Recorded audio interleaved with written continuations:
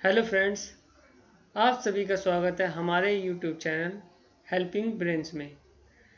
जैसा कि फ्रेंड हमने कल एक नई सीरीज स्टार्ट की है जिसका नाम है कंप्यूटर बेसिक्स। कल हमने इसका फर्स्ट लेक्चर अपलोड किया था और आज हम इसका सेकंड लेक्चर अपलोड करने जा रहे हैं, जिसमें हम आपको बताएंगे कंपोनेंट्स के बारे में, सीपीयू के बारे में और इनपुट आउटपुट डिवाइसेस के बारे में।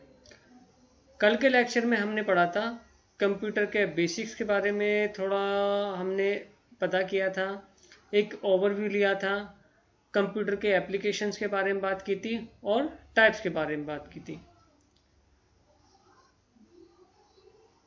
आज का हम लेक्चर स्टार्ट करते हैं। सबसे पहले देखते हैं हम कंप्यूटर के कंपोनेंट्स के बारे में बात करते हैं। जैसा आप देख रहे हैं कंप्यूटर के कंपोनेंट्स हैं इनपुट, स्टोर डिवाइस, जैसे कि स्टोर डेटा होता है, प्रोसेस डेटा होता है, output information, control the workflow. पर लेकिन मेनली इसमें हमारा तीन ही मेन कंपोनेंट होते हैं। एक तो इनपुट होता है या ओवरऑल हम कहने लगे जो प्रोसेस होता है, और थर्ड नंबर पे हमारा क्या होता है, आउटपुट होता है। ठीक है, अब थोड़ा सा हम इसे थोड़ा सा यहाँ पर देख लेते हैं। अगर हम कंपोनेंट्स की बात करें तो हमारा जैसे इनपुट है, इनपुट में आपको पता है जो इनपुट डिवाइसेस आती हैं ये सभी उसी में आ जाते हैं। उसके बाद जो हमारा आउटपुट है वो आउटपुट डिवाइसेस सब आउटपुट में आ जाती हैं। और जो हमारा जो सेकंड हमारा कंपोनेंट है वो है प्रोसेसिंग यूनिट। प्रोसेसिंग यूनिट क्या है, ये है हमारा मेनली है CPU, control processing unit. It's also known as brain of a computer.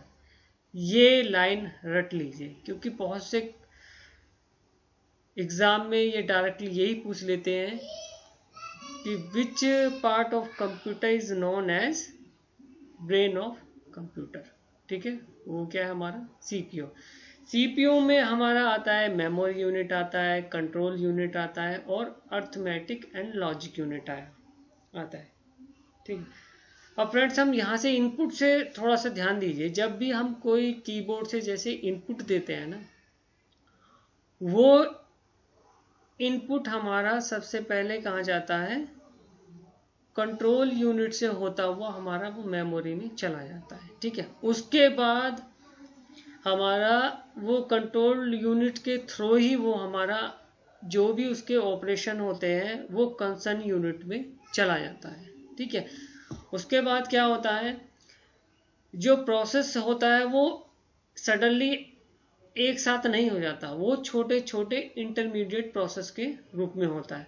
जैसे कुछ प्रोसेस हुआ, जो हमने डेटा उसका इनपुट दिया तो उसका आउटपुट वो हमारा कंट्रोल यूनिट के थ्रू जाके मेमोरी में सेव हो गया। ठीक है, तो इसी तरह हमारे छोटे छोटे प्रोसेस का सेव हो जाएगा। फिर हमारा एक ओवरऑल आउटपुट आएगा, वो फिर ओवरऑल आउटपुट हमारा कंट्रोल यूनिट के थ्रू हमारा फिर आउटपुट डिवाइस में जाता है। ध्यान रहे, जो कंट्रोल यूनिट है वो हमारा बाइनरी फॉर्म में उस आउटपुट को बाहर निकालेगा, लेकिन जो आउटपुट डिवाइस है ये उस पर निर्भर करेगा कि वो उसे किस रूप में वो आउटपुट जनरेट करना है, या फिर यूजर हमारा कैसा आउटपुट चाहता है। वो प्रिंट फॉर्म में चाहता है, वॉइस फॉर्म में चाहता है, इमेज फॉर्म में चाहता है, पिक्चर फॉर्म में चाहता है, या किसी भी फॉर्म में चाहता है, वो हमारा आउटपुट डिसाइड करेगा। ठीक है, अब हम थोड़ा सा डिटेल में देख लेते हैं। अब जैसे कि ये हमारा इनपुट डिवाइसेस हो गया। अब इनपुट डिवाइसेस के बारे में हम डिटेल में आगे पढ़ेंगे कि कौन कौन सी इनपुट डिवाइस होती है और वो किस काम में आती है। ठीक है, और नेक्स्ट हमारा क्या है, सेंट्रल प्रोसेसिंग यूनिट, सीपीयू। ठीक है, सीपीयू क्या है, consider as a brain of the computer. CPU perform all type of data processing operation. ठीक है, ध्यान रखें जो हमारा सीपीयू है इसके हमारी बहुत चीज़ें इसी के अंदर आती है। इस तरह हमारे कंप्यूटर का पार्ट है, जैसे कि स्टोर डेटा हो गया, इंटरमीडिएट रिजल्ट्स हो गए, इंस्ट्रक्शन हो गए। ठीक है, it controls the operation of all parts of the computer. अब सीपीयू में हमारा जो यूनिट्स हैं, जो जो 3 यूनिट्स हैं, एक तो ALU हो गया, अर्थमेटिक लॉजिक यूनिट, दूसरा मेमोरी यूनिट और तीसरा कंट्रोल यूनिट। ठीक है, उसके बाद हमारा एक आउटपुट यूनिट आ जाता है। आउटपुट यूनिट के बारे में जैसे मैंने अभी डिस्कस किया था कि आउटपुट यूनिट जैसे हमारे जो डिवाइसेस होते हैं, जिस फॉर्म में हमें आउटपुट चाहिए होता है, वो उसी फॉर्म में हमें कंप्यूटर से आउटपुट देती है। ठीक है, तो इस तरह से कंप्यूटर के तीनों कंपोनेंट हो गए। ये हमारे जो मेन कंपोनेंट है, इनपुट आउटपुट, ये इनपुट हो गया, आउटपुट हो गया, और ये सेंट्रल प्रोसेसिंग यूनिट हो गया। ठीक है, अब नेक्स्ट हम देखते हैं कंपोनेंट्स के बारे में। अब हम CPU पर ही आ जाते हैं। ठीक है, CPU हमारा हो गया ये सेंट्रल प्रोसेसिंग यूनिट में हमारा। ठीक है, अब CPU का हमारा क्या है, CPU is consider as the brain of the computer. CPU perform all type of data processing operation. जितने भी इसके अंदर ऑपरेशन होंगे वो जाहिर सी बात है वो CPU करेगा। It store data, intermediate result, instruction और प्रोग्राम। ठीक है, it control the operation of all part of the computer. ठीक है, जैसे हमारा ब्रेन होता है, हमारा ब्रेन क्या करता है, हमारा हाथ को कंट्रोल करता है, हमारी लेग्स को कंट्रोल करता है। ठीक है, और बाकी हमारे जितने भी शरीर के पार्ट है सभी को वो कौन कंट्रोल करता है, ब्रेन ही करता है। इसी तरह से कंप्यूटर के जो जितने भी पार्ट होंगे हमारा, वो कौन कंट्रोल करेगा, हमारा सेंट्रल प्रोसेसिंग यूनिट CPU करेगा। ठीक है, CPU itself has 3 component. One of them is memory or storage unit, second is control unit, and third one is arithmetic logic unit, ALU। ध्यान रहे ये ALU की भी फुल फॉर्म पूछने के लिए आ जाती है क्वेश्चन पेपर में। ठीक है, अभी इस वाले डायग्राम को अभी हम डिस्कस कर चुके हैं। ठीक है, अब हम यहाँ पर देखते हैं मेमोरी और स्टोरेज यूनिट। ठीक है, अब हम इस ऐसे करते हैं, इसी डायग्राम में देख लेते हैं। ठीक है, जो हमारी ये मेमोरी यूनिट है, मेमोरी यूनिट में क्या करता है, ये मेनली मेमोरी क्या होता है, एक स्टोरेज डिवाइस होती है। एक तरह से ये देखिए हमारा स्टोरेज यूनिट है, इसमें क्या होगा, जो भी हमारा डेटा वो स्टोर होगा। ठीक है, अब जैसे मैंने अभी बताया था कि जो इंटरमीडिएट रिजल्ट्स हैं वो जाके हमारा मेमोरी में सेव होते हैं, जो हम इनपुट देते हैं वो कंट्रोल यूनिट के थ्रू जाके हमारा मेमोरी में सेव होता है। उसके बाद जो हमारा ओवरऑल आउटपुट है वो कंट्रोल यूनिट मेमोरी से फैच करता है और फिर हमें आउटपुट को देता है। अब मेमोरी हमारी प्राइमरी मेमोरी होती है और एक सेकेंडरी मेमोरी होती है। प्राइमरी मेमोरी कह लीजिए, जो मेन होती है हमारी प्राइमरी मेमोरी होती है, उसे इंटरनल मेमोरी भी कहते हैं। ठीक है, उसे मेन मेमोरी भी कहते हैं, प्राइमरी मेमोरी भी बोल देते हैं, और उसे रैम भी बोल देते हैं, रैंडम एक्सेस मेमोरी, रैम।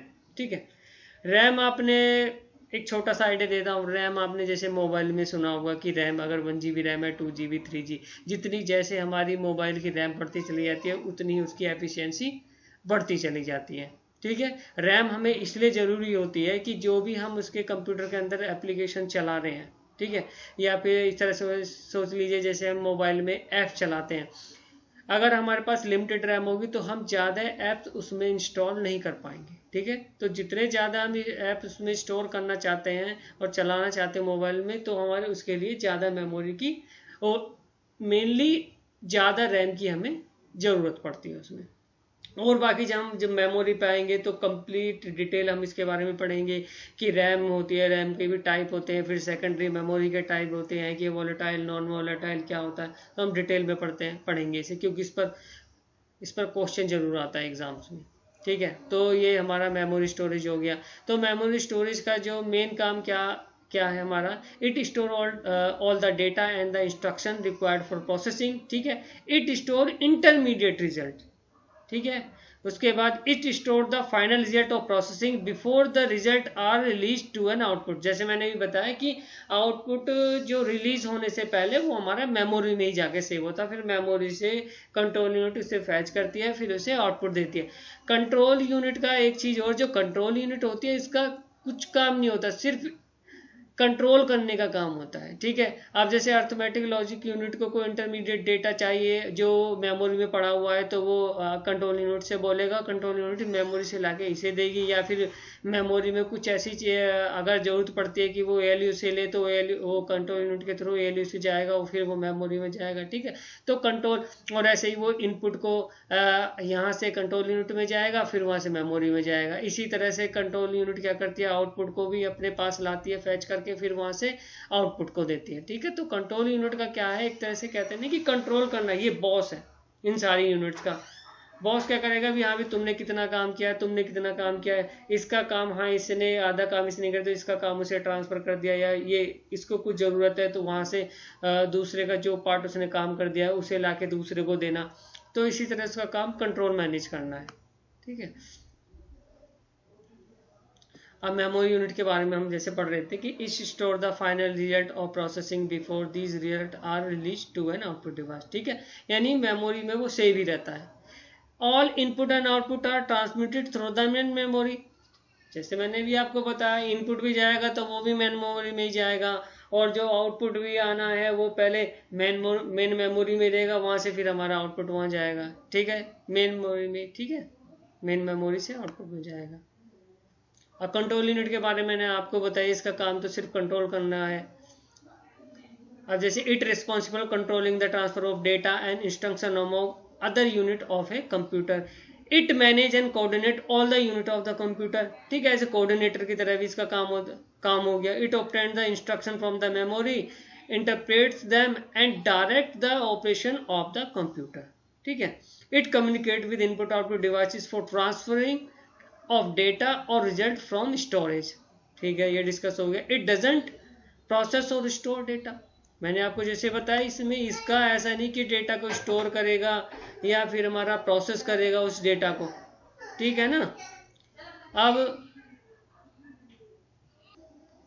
ठीक है, नेक्स्ट हमारा आ गया ALU, arithmetic logic. Arithmetic logic unit भी इसके भी दो पार्ट हैं।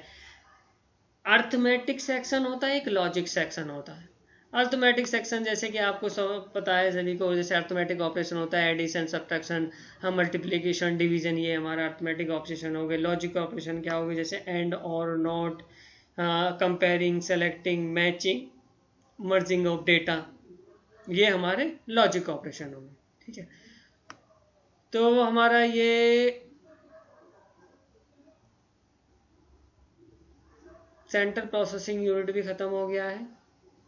नेक्स्ट हम इनपुट आउटपुट डिवाइस देखेंगे, और इसे आप अगर आपने सही से इसे ध्यान दिया होगा, इसे अगर आपको समझ में नहीं आए तो दोबारा इस वीडियो को रिकॉल कीजिए और इसे ध्यान से देखिए, क्योंकि अगर आपके समझ में ये CPU आ गया तो आगे की चीज़ें आसान हो जाएंगी। किस तरह से हमारा सॉफ्टवेयर काम करता है, एप्लीकेशन काम करते हैं, या बाकी चीज़ें हमारे और भी है कि किस तरह से हम डिवाइसेस को कंट्रोल करते हैं, तो सब कुछ इसी के थ्रू होता है। तो आपको पता होना चाहिए कि कंप्यूटर के अंदर हमारा किस तरह से काम होता है। इन्हीं से छोटे छोटे क्वेश्चन बन के आते हैं, और फिर हम बोल देते हैं कि ये तो बहुत डेप्थ में से क्वेश्चन पूछा था और हम उसका आंसर नहीं दे पाए।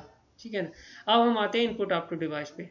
तो सबसे पहले हम देखेंगे जो इनपुट डिवाइसेस होती है। इनपुट डिवाइसेस का काम क्या होता है, देखो, इनपुट डिवाइसेस वो होती हैं कि जो हमारा इनपुट, जिसके थ्रू हमें कंप्यूटर में इनपुट देना होता है। और इनपुट का मतलब हमेशा ये नहीं होता है कि हम जैसे कि कुछ डेटा 1 2 3 उसमें टाइप कर रहे हैं, या फिर कीबोर्ड से और डेटा टाइप कर रहे हैं, क्या हम कुछ साउंड उसमें दे रहे हैं। ठीक है, इवन जब हम माउस का कर्सर भी इधर से उधर उसमें कर रहे होते हैं ना स्क्रीन में, तो वो भी हमारा एक तरह से उसमें हमारा इनपुट जा रहा होता है। जो माउस भी हमारा ऐसे एक इनपुट दे रहा है। ठीक है ना, CPU को। अब जैसे कुछ हम इनपुट की बात कर लीजिए। इनपुट जो हमारा इनपुट डिवाइसेस, हमारा कीबोर्ड हो गया, माउस हो गया, joystick, light pen, track ball, scanner, graphic tablet, microphone, magnet ink card reader, optical character reader, barcode reader, optical mark reader. ठीक है, अब हम वन बाय वन ये थोड़ा सा देख लेते हैं। अब जैसे आपने कीबोर्ड तो देखा हो, कीबोर्ड कंप्यूटर में आप उसे टाइप करते हैं, उसमें में अब मेन बात क्या है, कंप्यूटर में 5 टाइप्स की कीज होते हैं जो हमें थोड़ा सा देख लेना चाहिए। जैसे कि हमारा टाइपिंग की होती है, Z हो गया, और डिजिट्स हो गया हमारा उसमें। इसके बाद हमारा न्यूमेरिक कीपैड होता है, ठीक है। और उसके बाद में हमारा क्या होता है, जैसे फंक्शनल की होती है, हमारा फंक्शनल की वाला आपने देखा होगा, जो ऊपर जो 12 फंक्शन होते हैं कीबोर्ड में सबसे ऊपर टॉप में होते हैं। उसके बाद जैसे कंट्रोल की होती है, जिसमें home, and, insert, delete, page up, page down, control, alternate, escape, ठीक है। उसके बाद 5th नंबर पे हमारा आ गया स्पेशल पर्पस कीज हो गया। स्पेशल पर्पस कीज जैसे enter, shift, caps lock, num lock, space bar, tab, print screen. इन्हीं में से खासकर जैसे कभी भी हमारा आपने देखा क्लरिकल एग्जाम होता है, इन्हीं में से क्वेश्चन आ जाता है कि which one of the following is not a control की। उसमें क्या करेंगे, इंसर्ट डाल देंगे, डिलीट डाल देंगे, पेज अप डाल देंगे और एक शिफ्ट डाल देंगे, ठीक है। अब लेकिन जो शिफ्ट हमारा स्पेशल पर्पस की होती है वो तो कंट्रोल की नहीं है, तो हमें वहाँ पे उसे एलिमिनेट करना होगा। इसी तरह से हमारा नेक्स्ट हमारा इनपुट डिवाइसेस क्या है, माउस है। माउस मेनली क्या है, हमारा एक पॉइंटिंग डिवाइस है। ध्यान देखिए, जब हम कर्सर से इधर उधर का स्क्रीन पे कर रहे होते हैं तो उसके इसका मतलब है हम वहाँ पे पॉइंट कर रहे होते हैं, ठीक है ना। और इसी के हेल्प से अब काफ़ी काम करते हैं स्क्रीन पे, तो वो हमारा क्या है, पॉइंटिंग डिवाइस होती है। इसमें लेफ्ट राइट इस तरह से मूव कर लेते हैं, ठीक है। ऐसे हमारा जॉयस्टिक होता है, जॉयस्टिक भी हमारा एक पॉइंटिंग डिवाइस होता है।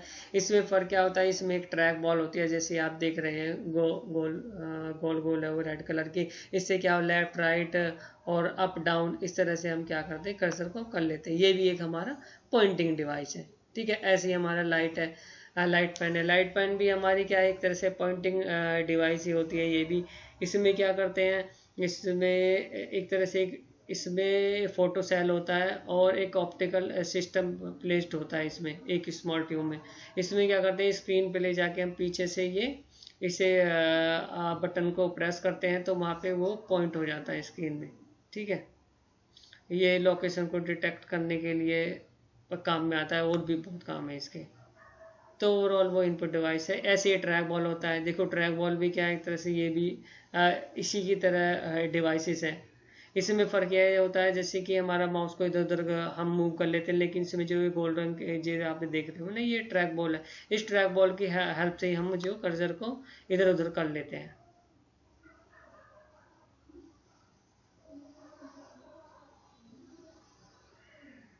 नेक्स्ट हमारा स्कैनर। स्कैनर आपने देखा होगा, जब भी हम कोई एग्जामिनेशन फॉर्म भरते हैं तो हमें फ़ोटो अपलोड करनी पड़ती है, तो उसके लिए हम क्या करते हैं, स्कैनर का यूज़ करते हैं। स्कैन क्या करता है, हमारा उस इमेज को स्कैन करके उसे ऐसे इनपुट बना के हमारे कंप्यूटर में पहुंचा देता है, ठीक है।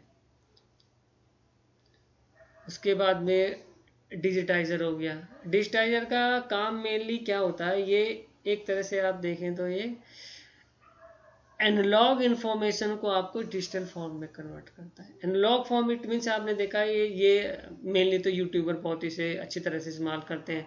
आप इसे कनेक्ट कर लीजिए लैपटॉप पे, उसके बाद में आप इस पेन से, इस पैड पे आप कुछ भी आप अगर उस पर लिखेंगे, कुछ भी बनाएंगे तो वो आपको कंप्यूटर स्क्रीन पे दिखाई देगा। तो मेनली क्या हुआ, जो हमारा एनालॉग डेटा है ये हमारे डिजिटल फॉर्म में जाके कंप्यूटर में हमें दिखाई दे रहा है। अभी आप ठीक है ना। अब इसी तरह से हमारा अब ये माइक्रोफोन इनपुट डिवाइस, एक तरह से हमें अगर हमें sound input as a input हमें देना है डिजिटल फॉर्म में, तो वो हम माइक्रोफोन का यूज़ करते हैं। अब मैग्नेटिक इंक कार्ड रीडर क्या होता है, मैग्नेटिक इंक कार्ड आपने चेक्स देखे होंगे बैंक के, जो सबसे नीचे लाइन में MICR कोड लिखा होता है, एक्चुअली वो एक मैग्नेटिक मटेरियल से लिखा रहता है। इसका फ़ायदा ये है कि जो बैंक वालों के पास ये MICR मशीन होती है, वो बस उसमें इस चेक को डालते हैं, उसकी ऑथेंटिकेशन बाकी उसकी डिटेल उससे चेक कर लेते हैं, ठीक है। इसकी फुल फॉर्म जरूर ध्यान रखना, मैग्नेटिक इंक कैरेक्टर रिकॉग्निशन। उसके बाद ऑप्टिकल कार्ड रीडर हो गया, OCR। अब एक चीज़ सोचिए, अगर हमारे पास एक प्रिंट आउट है, हमारे पास एक प्रिंट पेज है जिसमें काफ़ी कुछ लिखा हुआ है। अगर हम उस लिखे हुए को बिना टाइप करे अगर कंप्यूटर में लाना चाहते हो कैसे करेंगे, तो उसका काम OCR से करते हैं। उसे इसमें स्कैन कर देते हैं। ये क्या करता है, जो भी उसमें लिखा हुआ है उसे स्कैन करके उसे करैक्टर में कन्वर्ट करके हमें कंप्यूटर में दे देता है। तो ये भी देखिए काफ़ी हेल्पफुल चीज़ है। उसके बाद अपने बार कोड रीडर आ गया, ये भी एक क्या इनपुट डिवाइस है। आप सामान खरीदते हैं, आपने देखा होगा उनके पीछे एक, सभी सामान के पीछे एक जो गुड्स हमारे उनके पीछे कोड होता है। इस कोड का मेनली यूज आपने देखा होगा कि जैसे मॉल्स वगैरह जो बड़ी बड़ी शॉप है वहाँ पे हुए किया जाता है। उसमें क्या करते हैं, बस आप वहाँ से जो भी लेना है सामान पिक कर लीजिए। अब जैसे आप बिलिंग काउंटर पे जाओगे, फट से क्या करेगा, बस ये जो मशीन है इसके तरफ से बस फटाफट उसे पीछे स्कैन करता रहेगा वन बाई बाकी सारी डिटेल, वो उसकी कभी एक्सपायरी डेट है क्या उसका प्राइस है, ठीक है, सारी डिटेल उसमें बिल में आ जाती है। ठीक है, उसके लास्ट में है हमारा optical mark reader OMR. OMR sheet तो आप सभी ने देखी होगी। जब भी हम कभी कोई एग्ज़ाम देते हैं तो उसमें ओवल्स वगैरह भरते हैं, तो ये क्या करता है, जैसे हम ओएमआर सीट जैसी स्कैनर में जाती है, इसमें क्या ध्यान रखना, ये एक ऑप्टिकल स्कैनर यूज़ होता है इसमें। ठीक है, तो जैसे ही वो स्कैन करता है तो उन बबल्स को स्कैन करके जो उसमें डेटा होता है सारा हमें कंप्यूटर में दे देता है। ठीक है, तो फ्रेंड्स आज का लेक्चर हम यहीं समाप्त करते हैं। आज हमने काफ़ी कुछ कंप्लीट कर लिया है। कल को हम देखेंगे आउटपुट डिवाइसेस, देखेंगे उन्हें डिटेल में पढ़ेंगे। ठीक है, और फ्रेंड्स प्लीज़ कमेंट करके बताइए कि आपको ये लेक्चर हमने आज दिया है आपको कैसा लगा। और ध्यान रखिए अभी ये आपको सिंपल सा लग रहा होगा, मैं सिंपल चीज़ें, क्योंकि कुछ हमारे जो स्टूडेंट ऐसे हैं कि वो बेसिक से पढ़ रहे हैं या फिर क्लर्क या कुछ छोटे एग्ज़ाम की तैयारी कर रहे हैं, तो बाद में हम धीरे धीरे जब इस कंप्यूटर का कोर्स कर लेंगे तो धीरे धीरे हम जो अच्छी चीज़ें भी करेंगे, जैसे कि हमारा जैसे कि हब क्या होता है, राउटर क्या होता है, इन डिवाइसेस के बारे में बात करेंगे, और नेटवर्किंग के भी हम इसका आपको फंडामेंटल्स कुछ बताएंगे कि आप इस पूरा कोर्स होने के बाद आप किसी भी एग्ज़ाम में बैठ जाइए, आपको उसमें प्रॉब्लम नहीं होगी। ठीक है फ्रेंड्स, आप तो प्लीज़ आप इस सेशन के बारे में हमें बताइए, और प्लीज़ इसे लाइक करना ना भूलें और शेयर करना भी ना भूलें। ठीक है friends, okay, thank you very much.